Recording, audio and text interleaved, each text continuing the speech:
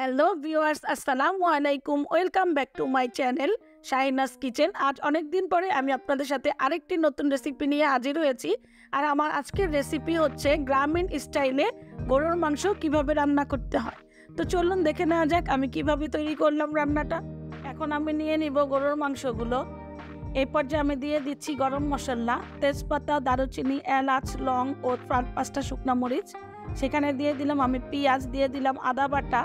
এখন আমি দিয়ে দিব শুকনো মরিচের গুঁড়া, তারপরে আমি দিয়ে দিব হলুদের গুঁড়ো, তারপরে দিব ধনিয়ার গুঁড়ো, তারপরে দিব গরম মশলা পাউডার, তারপরে দিয়ে দিলাম আমি রসুন। এখন আমি দিয়ে দিব লবণ। এখন দিব আমি সরিষার তেল 1/2 কাপ।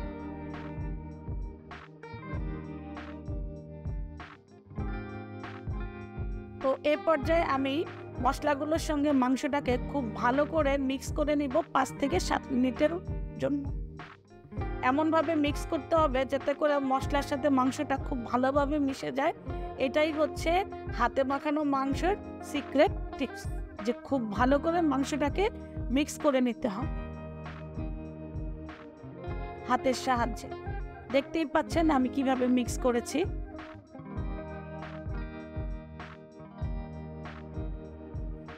এখন আমি এটাকে ঢেকে রেখে দিব, চলে যাব পরবর্তী ধাপে। তো এই তো আমি কড়াইতে যে 1/2 কাপ সরিষার তেল ছিল সেটা দিয়ে দিয়েছি। এটা গরম হওয়ার পর এখন আমি সেই মাংসগুলোকে দিয়ে দিব। আর এই পর্যায়ে আমি খুব ভালো করে মাংসের সাথে এবং গরম তেলের সাথে ভালো করে মিক্স করব। দেখতেই পাচ্ছেন আমি কিভাবে মিক্স করে নিচ্ছি। এখন আমি ঢাকনা দিয়ে ঢেকে রেখে দিব 10 মিনিটের জন্য। 10 মিনিট পর আমি ঢাকনাটা তুলছি। দেখতেই পাচ্ছেন আমি এই পর্যায়ে কোনো পানি দেইনি, মাংস থেকেই পানি উঠেছে। এখন এটাকে আমি খুব ভালো করে নাড়াচাড়া করে দিব যাতে করে নিচে দিয়ে না লেগে যায়।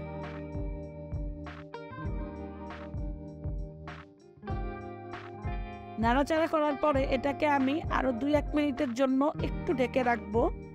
এই তো 2 মিনিট পরে ঢাকনাটা উঠাইলাম। দেখতেই পাচ্ছেন একটু তেল উঠেছে। এই পর্যায়ে আমি দিয়ে দিব ছোট ছোট আলু। এগুলোকে আমি আর তেলে ভাজিনি, এটার সাথে আমি খুব ভালো করে এখন কষিয়ে নিই।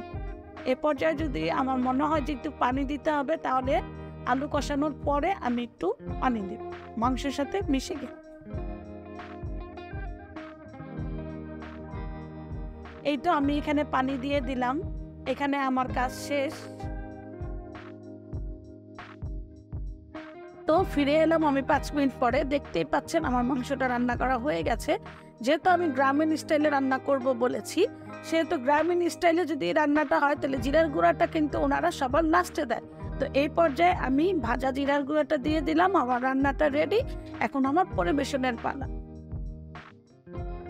তৈরি হয়ে গেল মজাদার গরুর মাংসের রেসিপিটি। আর এই রেসিপিটি যদি আপনাদের কাছে ভালো লেগে থাকে তাহলে একবার হলেও বাসায় ট্রাই করবেন। ভিন্ন ধরনের রান্নাটা আশা করি আপনাদের কাছে খুবই ভালো লাগবে। আর যদি ভালো লেগে থাকে তাহলে অবশ্যই আমার চ্যানেলটিকে সাবস্ক্রাইব করবেন, লাইক দিবেন অ্যান্ড কমেন্ট করবেন।